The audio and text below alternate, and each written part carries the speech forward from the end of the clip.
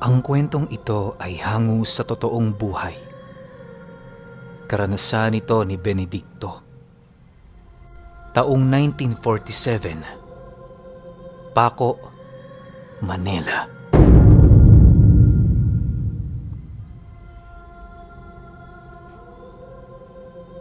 Itong mga panahong ito, kasalukuyang nangangalesa itong si Benedicto. Sa humigit isang taon na niyang pananatili sa Paco, batid niyang hindi na magbabago ang kanyang buhay. Ang kanyang pangarap na minsan niyang dinala patungo sa lugar na yon, bigla na lamang naglaho dahil sa tindi ng kompetisyon. Upang makatipid itong si Benedicto, nakatira siya sa mga mangangalesang galing ding probinsya. Ang iilan sa mga ito ay taga Siquijor, habang ang iba naman taga Capiz at Iloilo. Marami siyang nalamang usapin ukol sa lugar na pinanggalingan ng mga ito, subalit hindi na niya yon pinansin.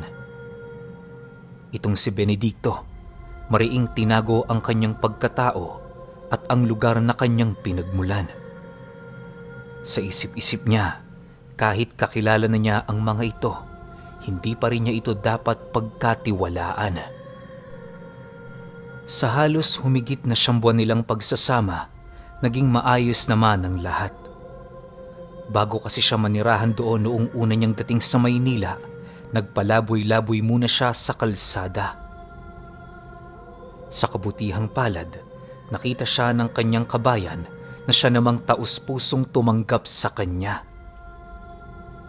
Upang magkaroon siya ng sariling kita, pinaparentahan nito ang isa sa mga pagmamay-ari nitong kalesa para siya ay makapasada. Noong una niyang pananatili doon, maayos naman ang lahat. Subalit habang tumatagal ang kanilang pagsasama, doon na niya dahan-dahang napapansin ang totoong ugali ng mga ito. Kapag nag-iinuman sila, siya palagi ang taya at pulutan ng kutsa. Labis-labis ang kanyang pag-iintindi sa mga taong yun, subalit hindi inakala ni Benedicto na darating ang panahon na masasagad ito. Isang araw, kakatapos lang ng kanyang pasada. Sakto namang dumaan ang babaeng pinagpapantasyahan niya na siya namang bumuo ng kanyang araw. Habang pinagmamasdan niya ang babaeng naglalakad, lumapit ang kanyang kaibigang taga Iloilo, sabay wika ng, "Nako, Benedicto, huwag ka nang umasa kay Maring. May nagmamayari na dyan." Matapos nitong makapagsalita, panay naman ang pagtapik nito sa kanyang balikat na parabang isang nakakatawang bagay ang inilahad nito sa kanya. Sa pagpapatuloy ng kanilang pag-uusap, doon niya napag-alaman na ang kaibigan niyang taga Siquijor ang natipuhan ng babaeng kanyang inaasam. Nang marinig niya ang sinabi nito, halos hindi naman siya makapaniwala gawa ng sobrang pangit ng kaibigan niyang yun.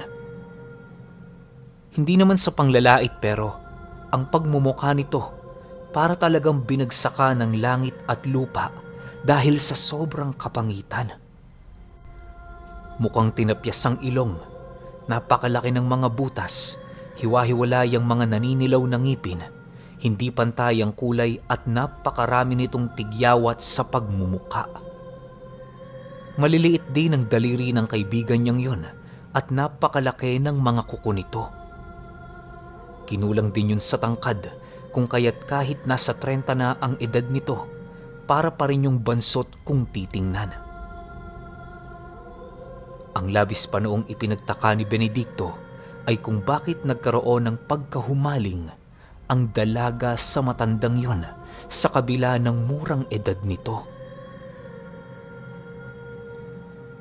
Dahil sa ganoong pangyayari, doon na siya nagkaroon ng kutob na maaaring ginayuma ang babaeng yon. Upang mapatunayan ang bagay na kanyang sinabi, nagpasya siyang pagmasdan ng gawain nito sa kanilang tahanan. Nasisiguro niyang madali niyang makikita ang ginagawa nito gawa ng hindi naman gaanong kalaparan ang tahanang kanilang tinitirhan. Sa halos humigit 1 linggong pagbabantay ni Benedicto, wala siyang ibang nakita kundi ang lambingan ng dalawa. Napakahirap nito sa kanya na lunukin, gawa ng hindi niya matanggap na sa isang halimaw mahuhumaling ang binibining kanyang pinapangarap. Nangako noon si Benedicto sa kanyang sarili na kapag malaman niyang ginagayuma ito ng kanyang kaibigan, mananagot ito sa kanya. Alam niyang malakas ang karunungang tanga nito pero nasisiguro din niya na makakaya niya yung tapatan kung yon ay kanyang nanaisin. Kung hindi ninyo na itatanong, bago makipagsapalaran itong si Benedicto sa Maynila, sinigurado niyang meron siyang dalang karunungan sa pag-alis niya. Albularyo ang kanyang ama, samantalang dibinong babayla naman ang kanyang ina. Siya ang naging tagapaghalili ng dalawa bago ito nabawian ng buhay sa isang insidente. Hindi ko na babanggitin ang insidenteng kinasangkutan nito, gawa ng meron yung kinalaman sa dugong taglay ni Benedicto. Sa pagsapit ng araw ng Biyernes, napansin niya noong hindi pumasada ang kaibigan niya. Lahat sila sa bahay ay umalis maliban dito. Dala ng kanyang pagtataka, minabuti niyang umuwi ng maaga upang tingnan kung ano ang ginagawa nito sa bahay nila. Sa pagsapit ng 2:00 ng hapon, wala na noong pasahero si Benedicto. Ang ginawa niya, dali-dali siyang umuwi kahit merong mga parokyanong nag-aabang sa kanya sa daan. Pagdating niya sa kanilang tahanan, bigla naman siya noong natigilan ng masipat niyang nakasarado ang bintana at pinto ng kanilang bahay. Inakala niyang naroon din ang dalagang kasintahan nito, kung kaya't ang ginawa niya, dahan-dahan siyang lumapit. Pagsilip niya sa siwang ng bahay, bumungad sa kanya ang napakadilim na paligid at ang napakaraming mga kandilang nakasindi. Nasa gitna ng nakalatag na tela ang kaibigan niyang yon, taimtim na bumubulong sa hawak nitong langis at manika. May hawak-hawak din yung hindi gaanong kalakihang patpat at nakasuot yon ng telang nakatahi sa bungo ng kung anong hayop. Nang makita niya ang ginawa nito, halos manginig ang kanyang buong katawan dahil sa galit. Sa puntong yon, doon niya nakumpirma na ginagayuma nga ng kaibigan niya ang babaeng minsan niyang pinagpantasyahan. Dahil sa pagiging mapanlamang nito, kung kaya't hindi na nagdalawang isip itong si Benedicto na pumasok sa loob ng kanilang bahay. Pagtadyak niya noon ng pinto, kitang-kita niya ang lalaking halos hindi malaman ang gagawin dahil sa pagkagulat. Benedicto, bakit ang aga mo? Naabot mo na ba ang kota para sa linggong ito? Galit na tanong ng lalaki habang inaayos ang mga nagkalat niyang gamit. Nang marinig naman niya ang sinabi nito, dahan-dahan naman siyang lumapit dito nang hindi umiimik. Sa bawat paghakbang niya noon, kitang-kita niya ang lalaking yon na panayang pag-ihip ng mga usal sa paligid.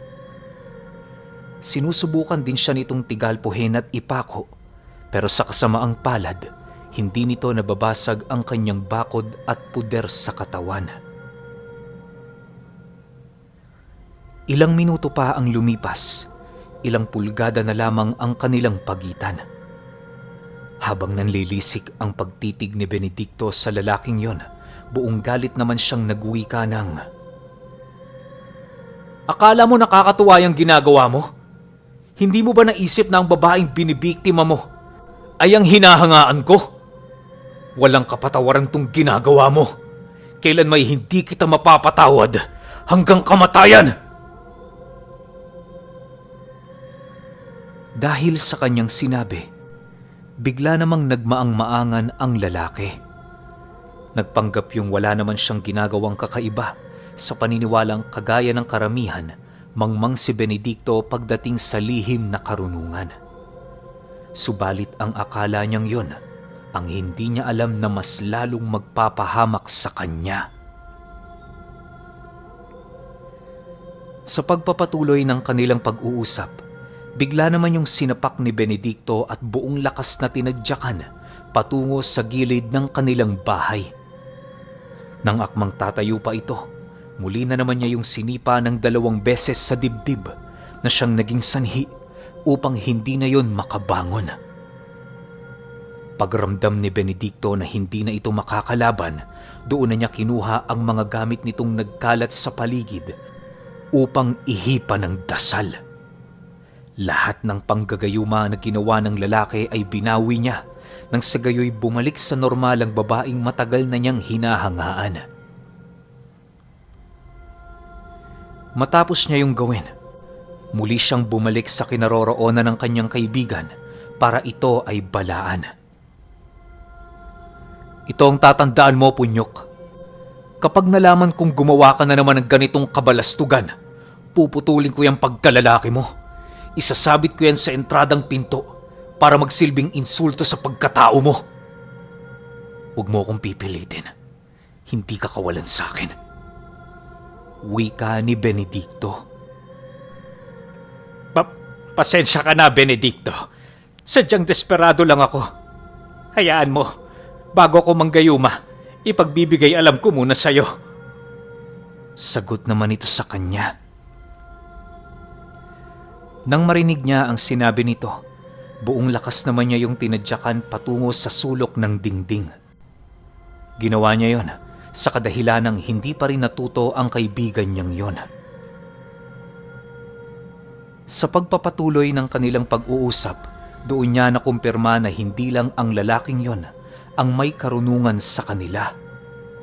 Inilahad nito sa kanya na ang 2 pa nilang kasama ay merong karunungan ng isang mambabarang at mangkukulam. Matapos nitong mailahad ang tungkol sa bagay na yon, paulit-ulit naman siya nitong sinindak na kapag may nangyari sa kanya, siya ang mananagot. Katuwang kasi nito ang 2 pa nilang kasama sa kahit anumang trabahong ginagawa nila.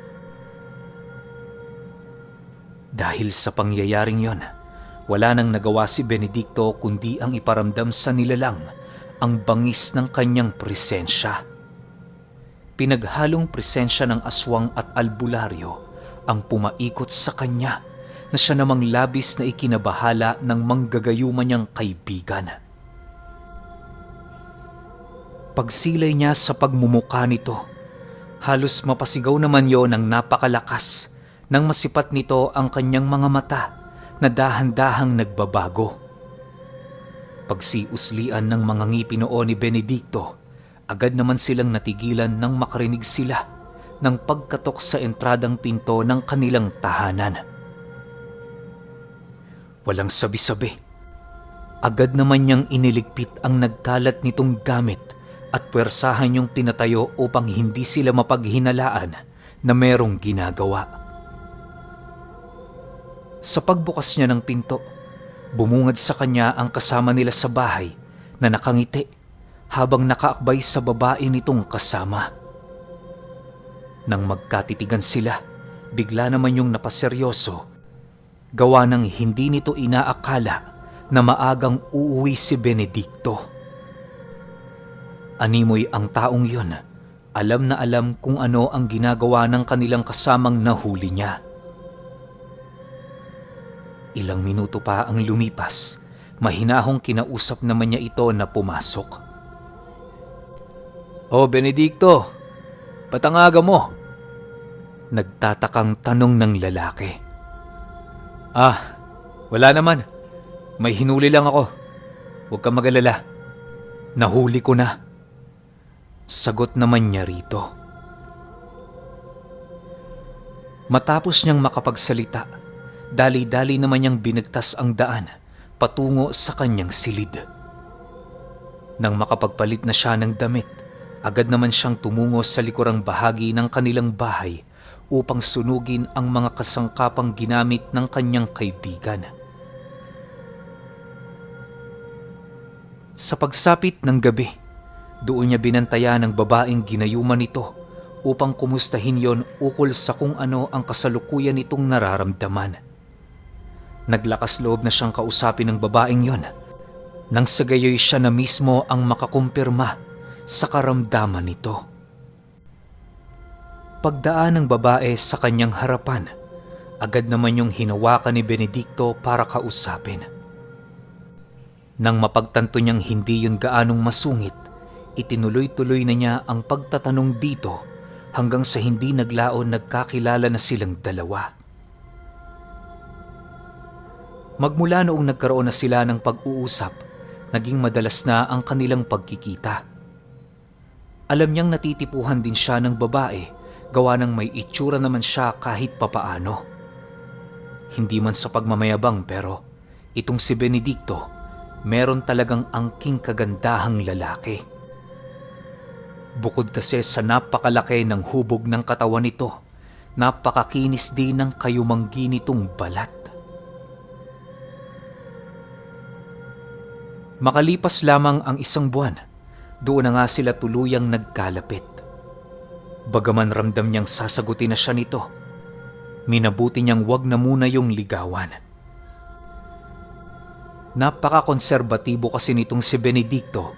Bago niya tuluyang hayaan na makalapit sa kanya ang isang tao, maigi niya muna itong kinikilatis. Sa paglipas pa ng mga araw, napakadalang na ng kanilang pag-uusap ng kanyang mga kaibigan. Ang tatlong kasama niya sa bahay, panay na ang pag-iwas sa kanya, na para bang meron siyang dinadalang karamdaman. Hindi na din yun sumasabay sa kanya kapag kumakain, at kung nagkataon namang maabutan ito ni Benedicto, dali-dali yung tumutungo sa kanilang silid para doon na ipagpatuloy ang kanilang hapunan. Bagaman ganun na ang nangyayari, pinili niya pa rin pakisamahan ito. Hindi dahil sa mahalaga ang kanilang pagsasama, bagkus ay nais niyang masiguro na wala na yung mabibiktima. Isang gabi, habang siya ay nagpapahinga, bigla naman siyang napabalikwas sa kanyang kinahihigaan nang makarinig siya ng mga pabulong na engkantasyon sa loob ng kanilang tahanan. Kahit hindi pamilyar sa kanya ang mga katagang yon, doon niya napag-alaman na karunungan ito para mapagana ang isang ritual sa barang. Dala ng pangamba noon ni Benedicto, dali-dali naman siyang lumabas ng kanyang silid para hanapin ang kanyang mga kasama. Pagdating niya sa silid ng kaibigan niyang taga Iloilo, doon sumambulat sa kanya ang nakasarado nitong pinto ng silid. Habang pinakikiramdaman niya ang buong paligid, unti-unti naman niyang naaamoy ang baho ng isang nabubulok na karne. Pinilit niya yung itaboy pero pakiramdam niya para na itong kumapit sa kanyang katawan. Nang hindi na niya maatim ang bagay na yon, nagpasya siyang sirain ang pinto ng kanyang kaibigan. Pagsipa niya sa pintong gawa sa kawayan, bigla naman yung nawasak at kasabay nito ang pagsilay niya sa kanyang kaibigang nakatuwad habang hawak-hawak ang isang manika. Pag-ikot ng paningin ng nilalang, bumungad sa kanya ang malas na demonyo nitong pagmumuka. Nang akmang susugod na yun sa kanyang kinaroroonan, bigla naman itong natigilan ng masipat nitong umatungal ng napakalakas si Benedicto. Sa isang iglap, bumungad sa nilalang na yon ang napakalapad niyang pakpak at malas sa paniki niyang pagmumuka. Hindi lang ikaw ang may ganyang kakayahan, wika ni Benedicto pagpalit niya ng kanyang anyo. Aswang ka rin pala. Subalit sa larangan ng kulam, hindi mo pa din ako kaya. Sagot naman ng nilalang na yon sa kanya. Matapos nitong makapagsalita, dali-dali naman itong tinuhog ang kanyang manika habang nagbibigkas ng mga engkantasyon. Pagramdam ni Benedicto na malapit na siyang yakapin ng sumpa ng nilalang, agad naman siyang nagpakawala ng mga usal sa kanan. Ni katiting na lakas ng mga usal sa kaliwa nitong pinakawalan, hindi umubra sa kakayahang nasa panig ng kaliwa ni Benedicto. Matapos niyang makontra ang tanga nitong karunungan sa kulam, agad naman niya yung sinunggaban at walang awang nilapa. Pagbao ng kanyang matatalas na pangil sa balikat ng aswang, buong lakas naman niya yung iwinasiwas sa lugar na kanilang kinaroroonan. Dahil sa talas ng pangil noon ni Benedicto, kung kaya't karamihan sa dugo ng nilalang nagkalat sa silid nito. Pinilit pa nitong lumaban sa kanya pero nagmukha yung isang aso na nilapa ng tigre. Kahit kakarampot na pag-asang mabuhay, hindi yon naramdaman ng nilalang. Ilang minuto pa ang lumipas, tuluyan na nga itong binawian ng buhay. Pagramdam niyang wala na itong lakas na lumaban, para naman niya yung basurang itinapon sa higaan. Sa pagbalik ng katahimikan sa paligid, mahinahon naman siyang naglakad papalabas ng silid. Akala niya doon na matitigil ang pangyayaring yon, subalit pagdating niya sa sala, bumungad sa kanya ang dalawa pa niyang kaibigan na kargado ng mga usal sa katawan. Alam niyang wala itong kakayahan ng isang aswang, subalit hindi pa rin niya dapat maliitin ang tanga nitong karunungan sa pambabarang. Pagsilay niya sa mga garapong hawak ng kanyang mga kasama, dahan-dahan naman siyang nagpalit anyo habang nagtatanong ng, "Gusto niyo din bang sumunod sa tampalasang yon?" Matapos niyang makapagsalita, hinawi niya ang pintuan na siya namang bumungad sa kanyang mga kasama, ang bangkay ng kanilang kaibigan. Dahil sa ipinakita noon ni Benedicto, kung kaya't labis na galit naman ang naramdaman ng dalawa. Nang hindi na nito maatim ang kanilang nararamdamang galit, buong lakas naman nila yung pinagtulungan. Sa larangan ng pambabarang, kinikilala ng aking mga alaga ang nilalang na mas malakas sa kanila. Sa kanilang aksyon ngayon, hindi ka gaanong kalakasan. Kayang-kaya kita kahit hindi na tumulong ang aking kasama. Wika ng mambabarang. Matapos nitong makapagsalita, agad naman itong ginilita ng kanyang braso at kasabay nito ang pagbibigkas niya ng taimtim ng mga engkantasyon. Sa isang iglap, nasipat ni Benedicto ang isang napakalaking barang na nasa likod nito. Makakapalang kaliskis ng mga insektong yon at meron yung pakpak na naglalabas ng napakabahong amoy. Pagsilay niya sa nilalang napapasugod sa kanyang kinaroroonan, bigla naman siyang nagpalit anyo at kasabay nito ang kanyang pagtawag sa espiritual na sibat ni Ahum. Paglapit ng insekto sa kanya, mabilisang tumarak sa katawan nito ang espiritual na sibat nang walang kahirap-hirap. Sa pagkamatay ng dambuhalang barang, dahan-dahan naman niya yung inalis sa kanyang sibat habang nakatingin sa dalawa nilang kasama. Dahil sa ipinamalas niyang kakayahan, gulong-gulo naman noon ang dalawa niyang dating kaibigan sa kadahilanang hindi sila makapaniwala na merong isang aswang na may kakayahang panghawakan ang ganoong kalakas na sibat. Para sa mga hindi nakakaalam, napakahirap taglayin ng sibat ni Ahum. 5 taon ang kailangan mong gugulin dito para matawag mo siya ng walang kapalit. Karamihan sa mga tumatawag ng ganoong sibat ay natutuyo ang kanilang mga kamay na nasa wangis ng espiritual. Napakadelikado ng ganoong sitwasyon gawa ng kahit anong oras, maaari kang mabalda. May tsansa ding bawian ka ng buhay kapag nagkataong hindi gaanong kalakasan ang iyong karga sa katawan. Matapos siyang masilayan ng kanyang mga kaibigan, nagpatuloy pa rin ito sa kanilang nais. Kahit alam nilang wala silang kalaban-laban kay Benedicto, hindi yun umatras dahil sa kanilang paninindigan. Sa pagpapatuloy ng kanilang paglalaban, madali niyang nagapi ang dalawang yon. Bagaman marami silang pinagsamahan, hindi ito sapat para konsintihin sila ni Benedicto. Matapos niyang mapaslangan tatlo, sinubukan niya yung gawing tau-tauhan upang hindi siya pagdudahan sa kanyang ginawa. Inabot din ng 3 buwan ang pagkontrol dito ni Benedicto hanggang sa dumating ang puntong kinakailangan niya na yung patayin sa pamamagitan ng isang insidente. Ang ginawa niya, pinasali niya ang 3 sa inita ng 2 samahan sa kanilang lugar na siyang naging sanhi upang tuluyan yung mawala ng buhay.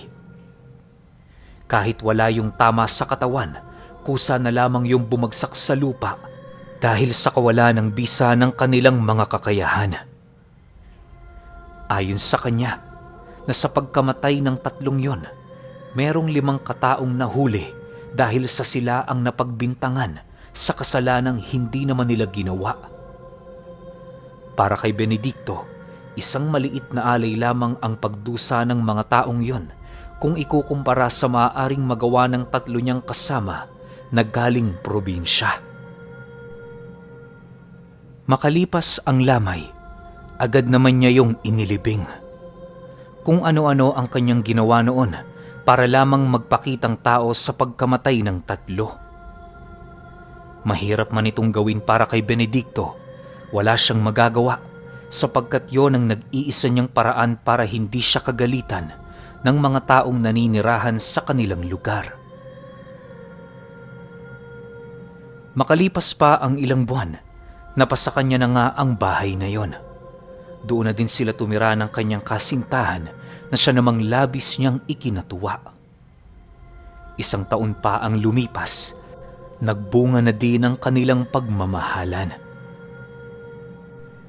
Kahit marami man silang pinagdaanan, labis-labis pa rin ang pasasalamat ni Benedicto sa kadahilan ng walang sawa siya nitong inintindi.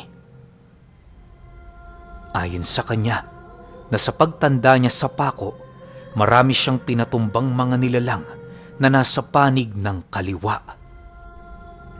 At dito pa lamang magsisimula ang kwento ni Benedicto na isang aswang na nagtataglay ng sibat ni Ahum. Okay, series na naman to. Pero alam nyo, simula pa lang ang dami ko ng tanong dito sa kwento na to. Unang-una, pinakamalala akong tanong. Aswang, alam nating lahat, kahit sino sa inyo na nakikinig sa akin, lalo na yung mga sobrang fan ng channel natin. Aswang yan. Kampo niya ng dilim, kahit balibalik tarin mo yung mundo, nasa kaliwa yan. Tapos nagtatanga ng sibat ni Ahum, isa sa mga sagradong aral sa kanan na tanging matataas na antas na manggagamot lang yung nakakagamit. Paano nangyari yun? Diba, yun yung tanong ko ngayon. Paano nangyari yun? Paano nagtangan yung aswang ng sibat ni Ahum? Sige, para magkaroon tayo ng kasagutan, sunod ko na kagad yung part 2. Kita-kits tayo. Salamat.